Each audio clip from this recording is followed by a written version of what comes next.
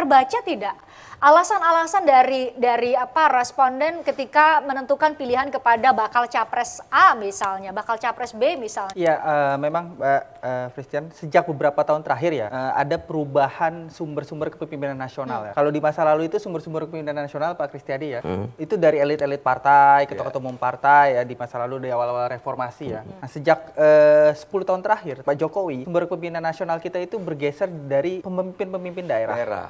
Kenapa begitu? Karena sejak pilkada berlangsung secara langsung, pilkada langsung di 2005, kemudian muncul pemimpin-pemimpin daerah, ada pemimpin-pemimpin yang berprestasi, tidak sedikit yang juga menorehkan prestasi selama 10 tahun menjabat, itu menjadi sumber kepemimpinan nasional baru, menjadi rujukan baru bagi publik secara nasional untuk mencari pemimpin mereka di masa depan. Menjadi rujukan karena exposure media atau? Ya, tentu saja ada peran exposure media, tapi yang juga jauh lebih penting adalah publik melihat itu tadi yang disampaikan oleh Pak Kris, rekam jejak selama 10 tahun mereka melakukan memimpin daerah, ini memerintah. 10 tahun siapa nih kepala daerah 10 tahun? Dan Jokowi memberi standarisasi kepemimpinan. Ya. Nah, itu standar kepemimpinan apa? Pemimpinnya bisa bekerja. Bukan pemimpin hanya tadi kalau disampaikan Mas Bono tadi, pemimpin elit dari pimpinan partai hanya mampu memimpin struktur partai. Hari ini yang dipimpin bukan struktur partai, tapi bangsa ini yang majemuk kepentingannya, kebutuhannya, lantas apapun lah, banyak dari disampaikan Mas Riz tadi, sangat multidimensi sekali. Makanya nomenklaturnya pemimpin nasional ya. Dan selama beberapa pemilu ke depan saya kira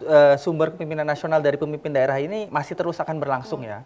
Apalagi kepala daerah kita itu semakin banyak membuat inovasi kebijakan dan sebagainya. Dan kalau dilihat dari nama-nama yang beredar di berbagai lembaga survei, tidak saja yang dilakukan oleh indikator tapi lembaga survei lain, itu kan mayoritas didominasi oleh nama-nama kepala daerah gitu ya.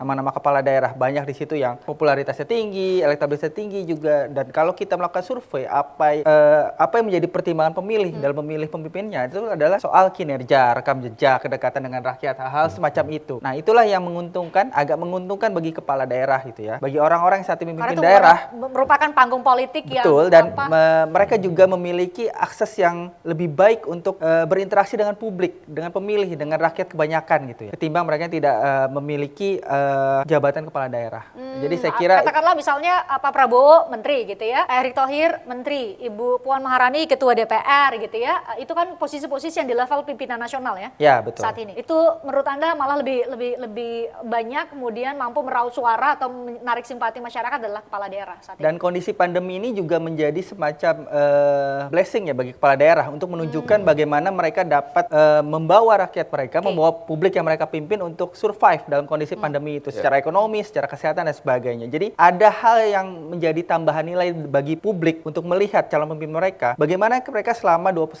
tahun ini membawa rakyat mereka keluar dari kondisi pandemi di daerah masing-masing. Memang benar kebijakan pandemi adalah kebijakan nasional, tapi tentu kebijakan eksekusinya adalah di level daerah ya? tentu jauh lebih penting.